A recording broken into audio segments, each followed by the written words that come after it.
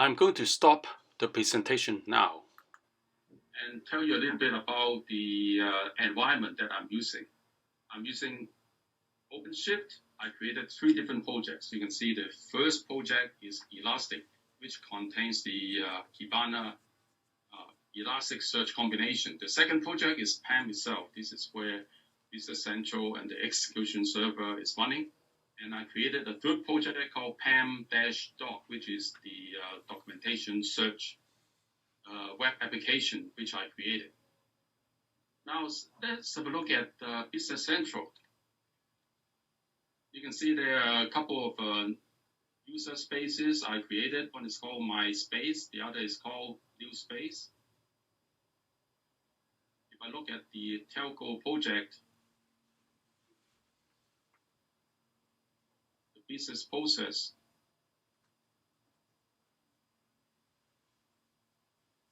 so this is the metadata that I was talking about. You can enter whatever thing you want to do in there. Preferably, you want to describe your particular process. So let's see how that web application works. So in here, this is the user interface. So all I need to enter is the space. So the space is my space. You see here. And the project name is telco. So I just enter that in here, my space and telco, and then click on one of these. The first one is to generate documentation for the project I submit. So you can see right away that they accept 3 sections. The first one is on the project. First of all, it's going to tell you about your asset counts, telling you how many business processes you have, how many data models you have, how many like business rules, guided decision table, or DMN you have. This particular one does not use DMN, so you don't see it there. And how many web services it calls, and also it tells you about all these work item handlers that's been configured in your project. As you know, work item handlers is like extensions for the PAM. Right? So you install and configure the work item handlers here in your project. And then it comes to the business process section. The first thing is it displays the user-defined metadata. So if you look at this here, this is exactly what you have entered in here. So let me say I want to add something here. I want to create a table. Save it. And then go back here. If I want to regenerate that document.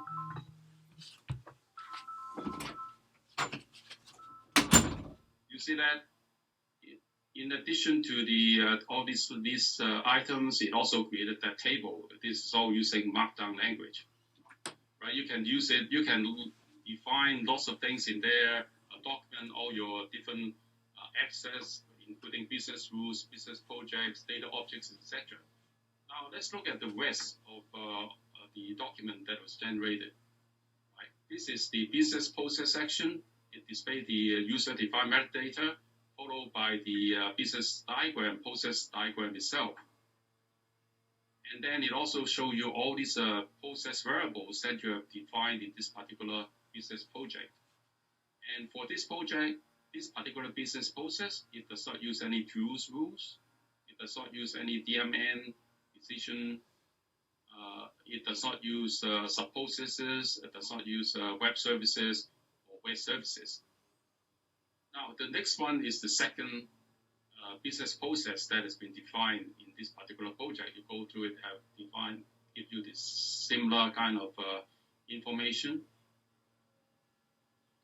And the third one, you find that is this particular business process is more complex, right? It actually uses rules, business rules.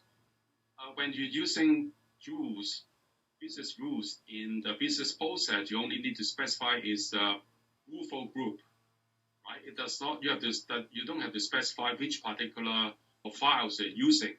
So that may be an issue when later on, when in your project you look at, oh, I'm using this particular rule for group. So where is that? Where are those business rules defined?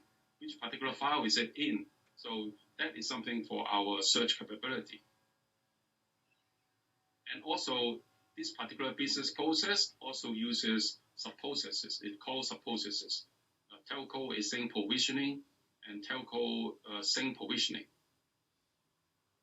Again, like without a search capability, when when you want to ask a question, so which of our business process in this particular project actually invoke a sub-process called async provisioning. So you cannot find any information in it. You have to go through, page through all this documentation and try to locate it.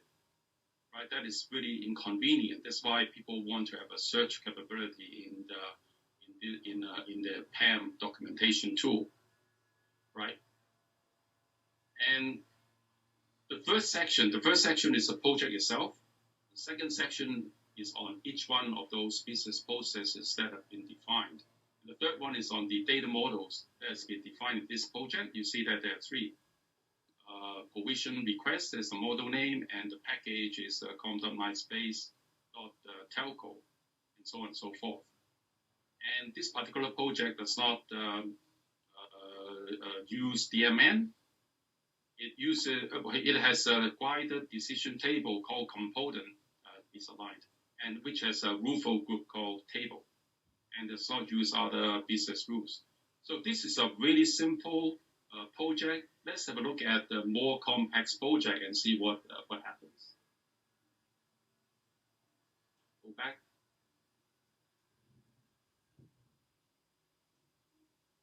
New space.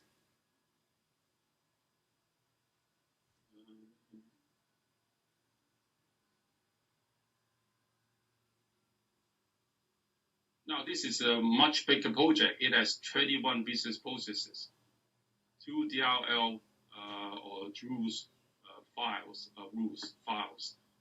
68 data models, calls 11 different web services, and calls 4 different web services to give you a summary.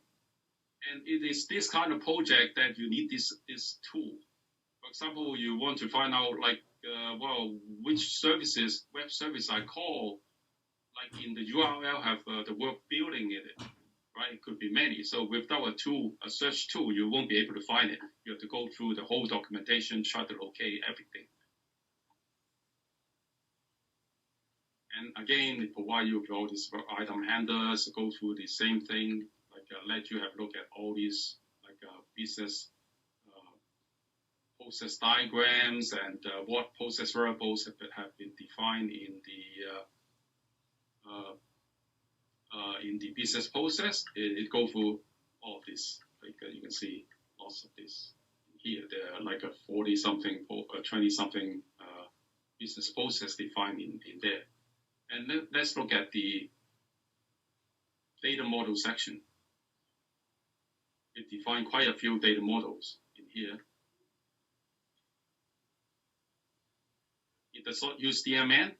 It does not use guided decision table selection, but it uses